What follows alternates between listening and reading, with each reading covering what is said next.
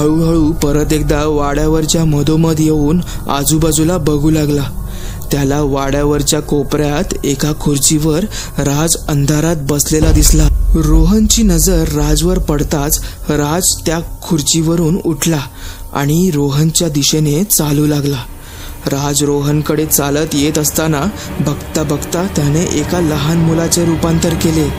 रोहन त्या मुलाला बघून खूपच घाबरला, कारण हा तोच मुलगा होता ज्याला रोहन आणि राजने याआधी किडनॅप तर केले होते, पण त्यांना मुलाच्या बदल्यात पैसे मिळाले नाहीत. तो मुलगा चालता चालता अचानक गायब झाला आणि बघता बघता लगेच त्याच्या समोर प्रकट झाला.